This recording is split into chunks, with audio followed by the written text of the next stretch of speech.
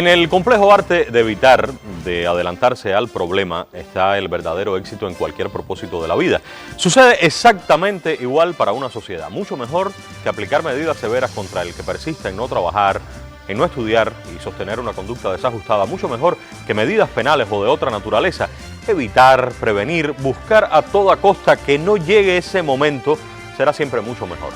De eso vamos a hablar, de la prevención de esos y otros acuciantes problemas sociales en esta jornada de hoy. Acompáñenos.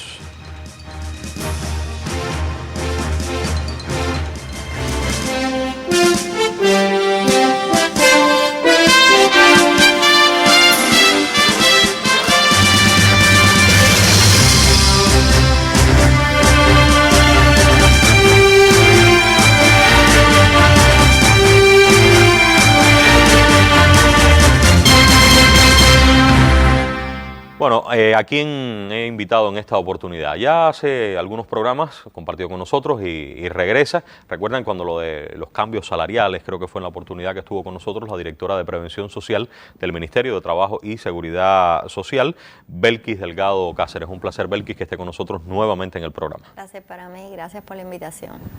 Por primera vez, Miriam Brito Sarroca, recuerdan a Miriam, quien fue secretaria de nuestra Asamblea Nacional del Poder Popular, actualmente presidenta de la Comisión de Atención a los Órganos Locales del Poder Popular. Un gusto que esté por primera vez en el programa, Miriam. Muchas gracias por la invitación. El gusto es todo nuestro. Y también por primera vez, la directora de Educación Especial del Ministerio de Educación. Un gusto que nos acompañe Beatriz Roque Morales. Un placer, Beatriz. Muchas gracias por la invitación, encantada de estar aquí con ustedes. También su primera vez, espero que para Miriam, para Beatriz, no sea la última y que puedan regresar como lo está haciendo Belkis en esta oportunidad. Como el programa va por la idea de prevención y usted tiene, digamos que en su propio cargo, Belkis, este nombre de directora de Prevención Social, ¿qué cosa es prevenir para ustedes? Prevenir es evitar lo inevitable o evitar lo que se podía evitar por determinadas vías. ¿Qué es para ustedes prevenir y cuáles son las prioridades a prevenir para el Ministerio de Trabajo en Cuba? Bueno, prevenir, como has dicho, sí, anticiparse, creo yo, la palabra ideal, anticiparse a un problema. Significa reducir también los riesgos de aparición del problema, los riesgos de que ese problema se extienda. Todo eso significa estar un paso delante de la situación social que se puede dar. ¿Y se puede? En la realidad cubana actual, ¿se puede prevenir? Se pueden tomar. ¿Los problemas más acuciantes de la sociedad se pueden prevenir actualmente? Se puede, todo se puede. Como he dicho, no solo en el entendido de que quizás algo no podemos evitarlo completamente el fenómeno, pero sí podemos reducir su aparición, los riesgos de aparición, o podemos reducir riesgos de extensión de un problema. Yo le traigo algunos problemas. Quiero que venga, por favor. Vamos a mostrar esos problemas. Nadie pudiera discutir que estos son problemas de la sociedad cubana hoy, actual. ¿Estamos de acuerdo, Miriam, profesora? Sí, de acuerdo. Violencia basada en género y dentro de la familia e intrafamiliar. Desatención a los menores. El embarazo en la adolescencia. Personas adultas mayores y en situaciones de vulnerabilidad. Personas que se dedican a los cuidados. O sea, que tienen que dejar sus vidas, su trabajo, su proyecto para cuidar a mamá, papá anciano, a un menor también, y desvinculados del estudio y del trabajo, sobre lo cual ya hemos hecho programas y hoy era la idea inicial, pero queremos ampliarla un poco más, no solo a los que no estudian y no trabajan, sino a todas estas situaciones. ¿Se pueden evitar estas situaciones desde el concepto que usted ha dado? Sí, se pueden prevenir. Primero decirte que todas estas situaciones que hemos mencionado aquí, estos perfiles, sí, pueden generar una situación de vulnerabilidad. Vulnerabilidad. De vulnerabilidad. En el entendido de que la situación de vulnerabilidad no solo es a lo que comúnmente estamos acostumbrados a pensar que siempre se refiere a lo económico. No, la situación de vulnerabilidad te limita a una persona, a una familia, incluso a una comunidad, a la resiliencia, o sea, limita a las personas a ser resilientes, quiere decir a enfrentarse, a prevenir, a lidiar con una problemática social o familiar, a superarla. Decir también que una situación de vulnerabilidad casi siempre es temporal, que se puede superar con acciones que... Casi siempre, ¿no? Casi siempre. Son incluso prevenibles, pero además que se pueden superar, son temporales. De estas que estamos hablando ahora mismo, yo te diría, sí, especialmente creo que los cuidados en una sociedad como la nuestra, envejecemos y un porcentaje de envejecimiento es muy alto. Hay muchas personas que se dedican a los cuidados, hay adultos mayores cuidando a adultos mayores, esto genera situaciones de vulnerabilidad familiares y en las comunidades, lo que significa que es algo que podemos prevenir. Nosotros sabemos cuando las personas envejecen, nosotros sabemos que puede haber situaciones de dependencia en las familias y esto es algo que la sociedad, digo todos nosotros, tenemos que avisorar y tomar las medidas correctas para evitarlo. Concretamente, ¿qué es lo que se puede hacer con esto? Estoy pensando en hay que más fortalecer opciones. los servicios, claro. Hay que fortalecer en esta sociedad. Hablando de los cuidados, de personas que se dedican a cuidar a otros. Cuidados. Hemos dado paso, ya hemos dado paso. Nosotros tenemos ya un sistema nacional para el cuidado integral de la vida, se llama. Y dentro de esto, una de las acciones que se han previsto y en las que estamos trabajando es el fortalecimiento y en el perfeccionamiento de servicios de cuidado. El cuidado no es solo para las personas dependientes, es para todos nosotros, pero hoy estamos priorizando edades, por ejemplo, los menores y, por ejemplo, las personas en situación de discapacidad y adultos mayores. Sí, yo creo que este es un tema sobre el que hay que profundizar después. Aquí estamos esbozando, este es un programa general, pero que abre las puertas a quizás después profundizar. La violencia basada en género intrafamiliar, problema grandísimo, de eso se ha hablado bastante. ¿Qué papel tienen ustedes ahí? Nosotros hemos hecho estudios desde las comunidades con los trabajadores sociales, otros organismos que intervienen en la prevención, para identificar los casos y después trabajar en los casos. ¿Cómo esto se puede hacer? O sea, se puede transformar esa situación. Básicamente nosotros hemos tratado de incorporar a las personas que viven en situación de violencia al estudio, al trabajo, a la vida social, a la incorporación a la vida. Es un paso concreto, sacarlo un poco del ambiente en el que está ahí. Exactamente. Y por supuesto lo que corresponde legalmente para... Porque muchas personas que sufren de violencia de género intrafamiliar no estudian o no trabajan. Sí. ¿Coincide eso? Hemos identificado muchas personas, mujeres, sobre todo, que no están vinculadas ni al estudio ni al trabajo. Eso las hace dependientes, eso hace que la persona necesariamente soporte situaciones de violencia de género. Y es una razón por la que nosotros sacarlo de ese contexto, ayudar, acompañar y cambiar esa situación, está en nuestras manos. El problema voy a enlazar estos dos, la desatención a los menores y el embarazo a la adolescencia. Con estas dos situaciones, ¿qué están haciendo? Igual.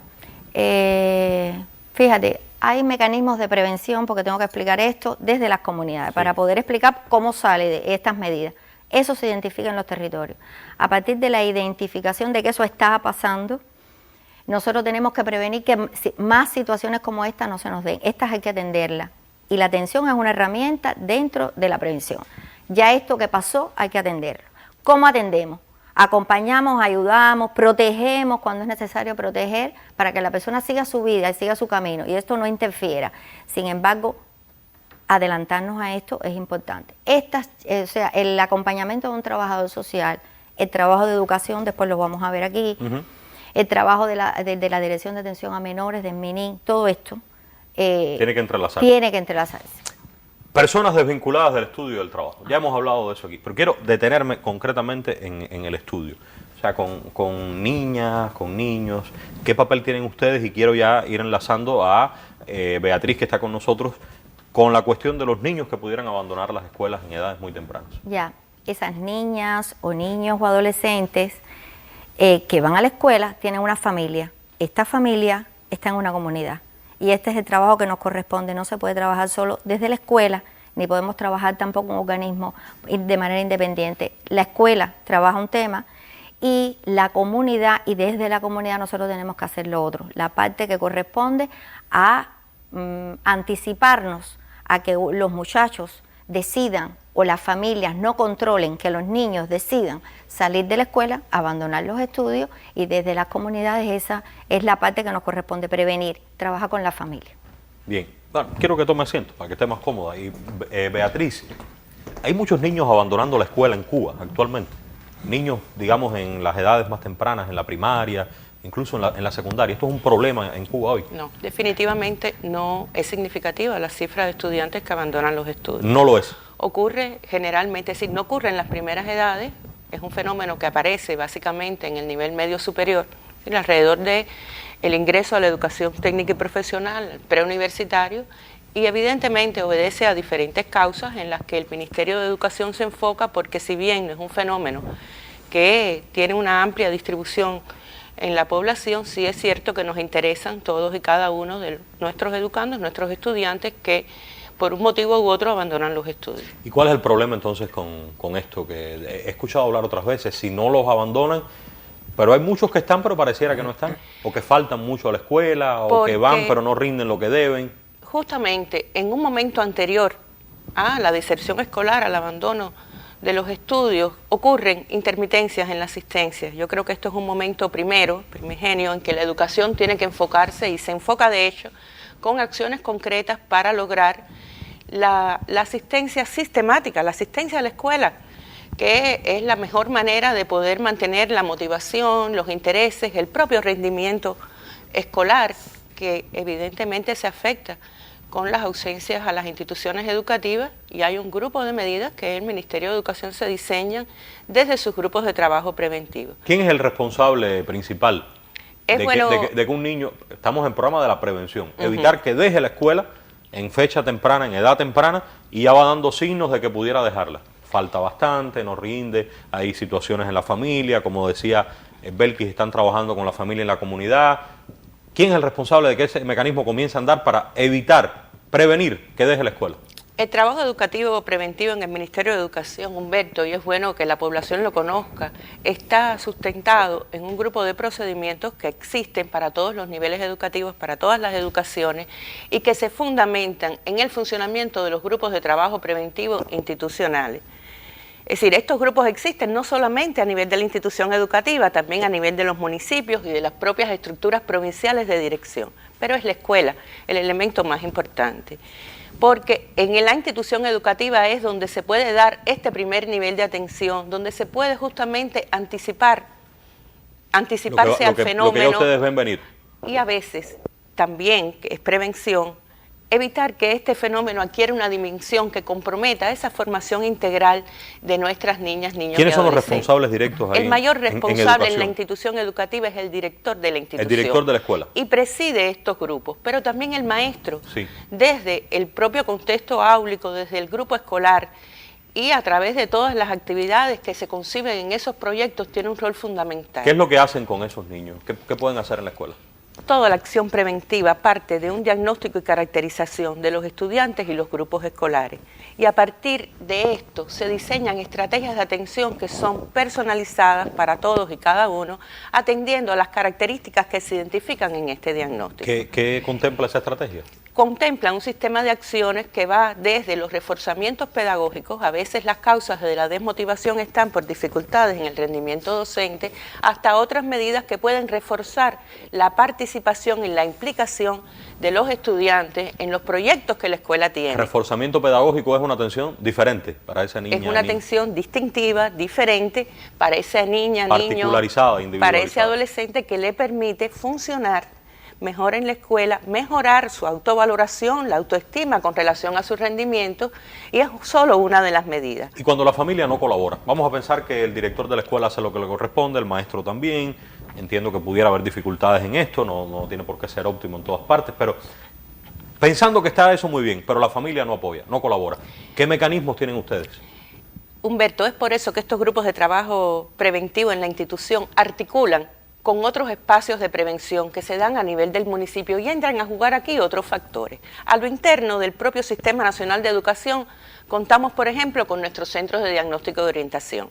Son equipos multidisciplinarios que tienen dentro de sus funciones ese seguimiento de orientación a lo largo de todas las trayectorias educativas de nuestros niños y adolescentes, y permite también orientar a la familia, aportar desde la atención especializada los recursos que quizás necesitan, los apoyos que se precisan en este proceso, que pueden ser, por ejemplo, de atención logopédica, solo por ponerte un ejemplo. Un ejemplo, sí. Y esos son los CDO.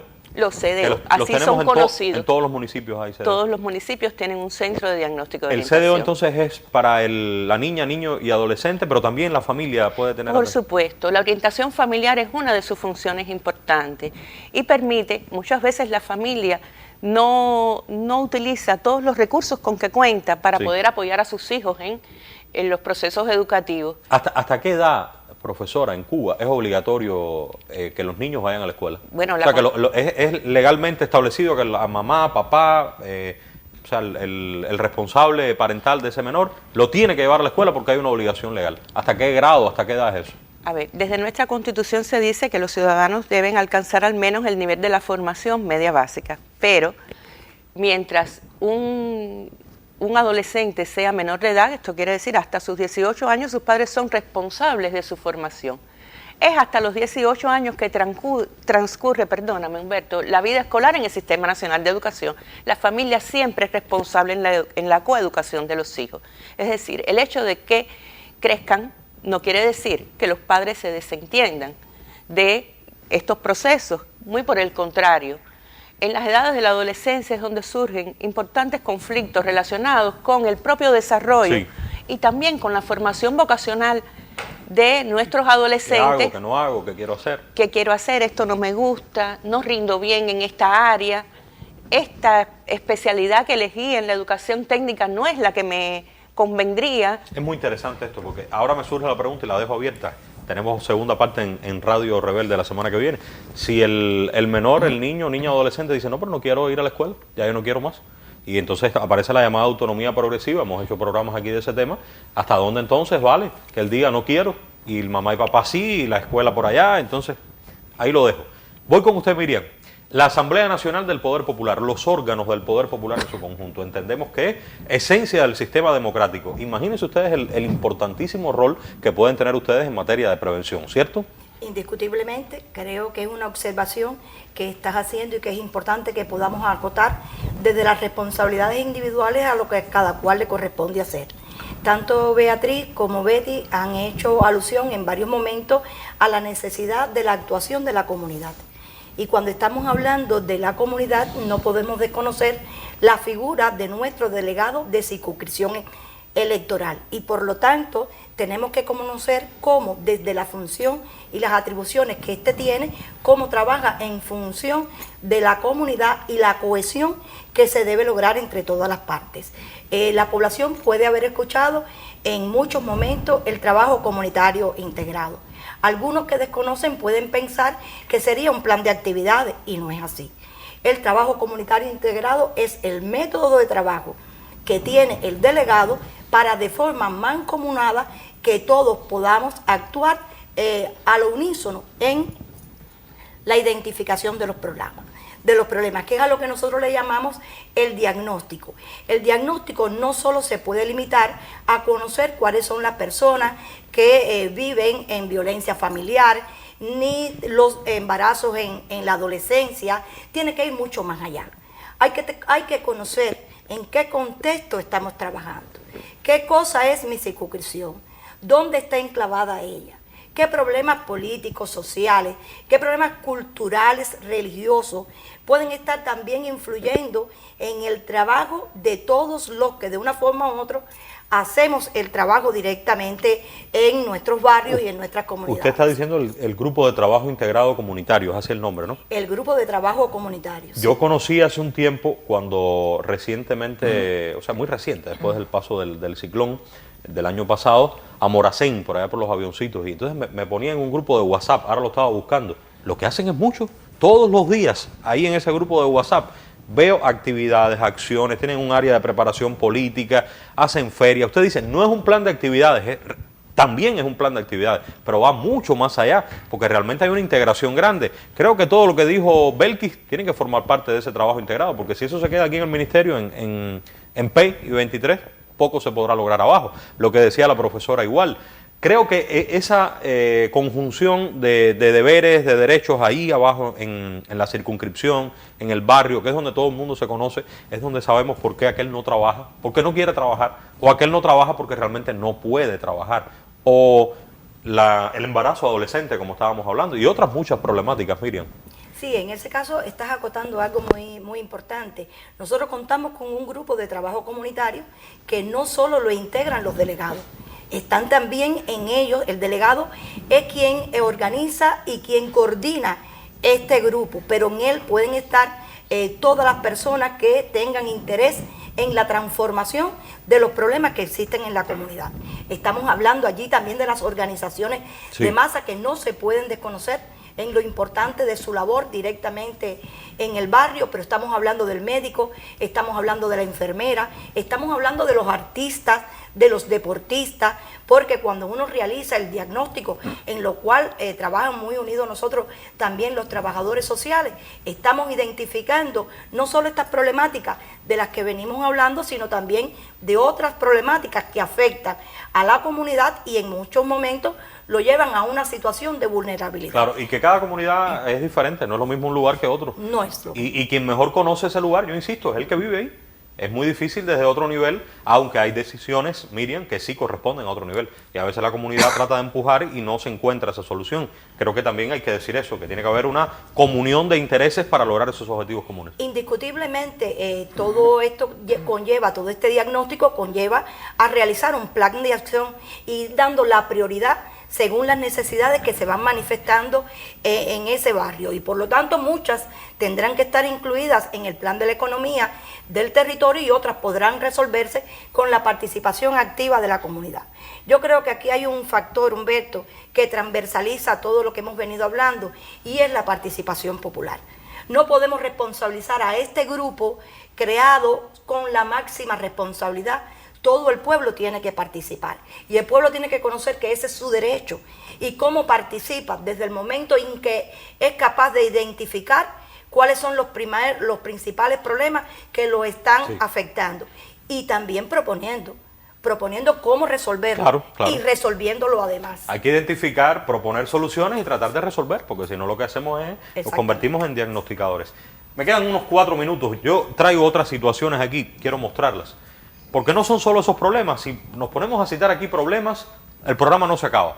Pero en la preparación ayer en el Ministerio de Trabajo, una de las viceministras que se llama, ¿cómo Belkis? Yaniris Hernández. Yaniris Hernández me daba un documento que se llama Perfiles priorizados en la atención a las situaciones de vulnerabilidad. Comencé a leerlo y está muy interesante, pero traigo 4 ejemplos.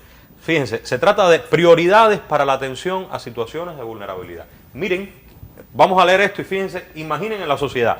Personas que no tienen condiciones y o oportunidades para trabajar de manera remunerada. Hay gente que quisiera trabajar pero no puede porque hay algo concreto que se lo impide. Pueden tener discapacidades, puede que tengan que cuidar a alguien. Hay personas que están deambulando, ya esto es otra cosa, Belkis, ¿no? Porque hay quien deambula y no puede trabajar, pero hay quien deambula y sí puede trabajar. ¿Está de acuerdo conmigo? ¿Cierto? Cierto. Bien, personas que viven en condiciones de violencia, violencia de género, personas mayores viviendo solas. Personas mayores viviendo solas, tenemos muchísimas en Cuba y que tienen bajos ingresos, migrantes sin dirección oficial en el lugar donde viven, personas que egresan, personas que salen de los centros penitenciarios y cumplen sanción en libertad y sus familiares y la comunidad. ¿Qué comentario le merece en general estas situaciones, Belkis?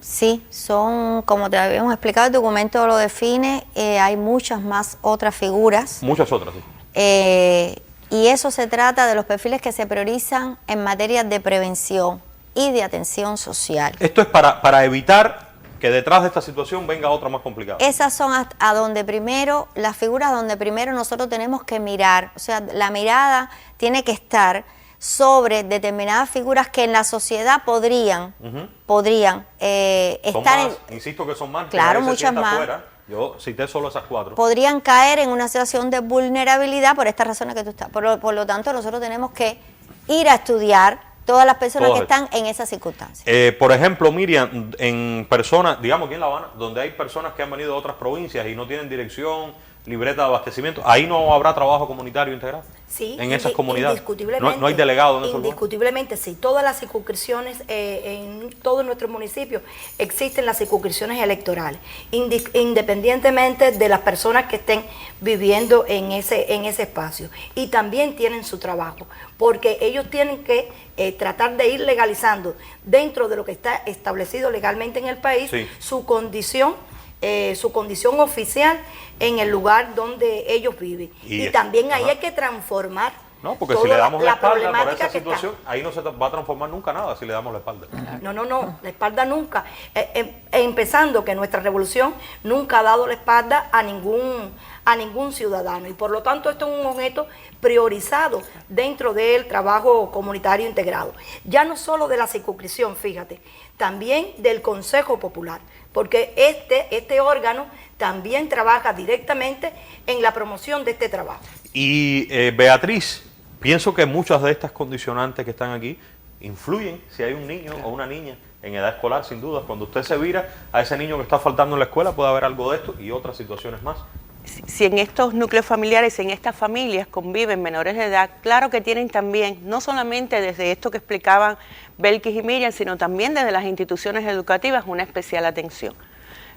No solo para el acceso, que está garantizado evidentemente en nuestro país para todos los estudiantes, para todas las niñas, niños y adolescentes, sino fundamentalmente para que su participación y su inclusión dentro de las actividades escolares sea la más plena, la más feliz y puedan estar entonces verdaderamente en ese centro de influencias educativas que debe ser la escuela. Aquí estamos en un problema. El problema es que se nos acabó el tiempo y yo sé que ustedes tienen mucho más por decir. Y sé que las agendas son apretadas. Miriam me decía que la semana que viene tienen muchas tareas, pero yo quiero invitarla, Miriam, Belkis, Beatriz, el próximo miércoles a Radio Rebelde a las 7:10 más o menos de la mañana. El colectivo de Haciendo Radio, ahí lo ven, nos espera y tenemos tiempo para decir todo lo que aquí no ha habido posibilidad, porque este tema no se ha agotado. Sin embargo, hay algo, nos vamos con esencias muy claras. En la circunscripción, en el barrio, en su área más cercana, ahí está la solución. O por lo menos la primera parte de la solución de casi todos estos problemas. Lo que pasa es que sin el apoyo colectivo de los vecinos, de las autoridades de ese barrio, el delegado, las organizaciones de masas, el núcleo zonal, los trabajadores sociales, sin todo ese esfuerzo colectivo, difícilmente caigan del cielo, caigan así esas soluciones definitivas para los que se encuentren en cualquiera de estas situaciones. Yo creo que también hay algo importante y es una combinación de responsabilidades. Por mucho que puedan hacer todas estas estructuras, aquí podemos comenzar a hablar de los problemas que pueden tener estos mecanismos, pero si usted no se empeña, si usted no tiene la voluntad de transformar su realidad, su propia realidad, no, ahí entonces yo creo que de nada sirve lo que se haga. Aquí debe existir la voluntad, el empeño de quien no trabaja en buscar un trabajo, de quien no estudia en hacerlo, de quien puede hacer algo, aunque parezca ínfimo, pero hacerlo para transformar su realidad. Y entonces, junto a eso, bueno, vendría el empuje, el apoyo, el acompañamiento oportuno, eficaz de mecanismos en un país como este, porque existen los mecanismos y además existen obligaciones con esas personas. Volveremos con el tema y será muy pronto. Gracias por su atención. Quédense así tranquilitas porque ahora...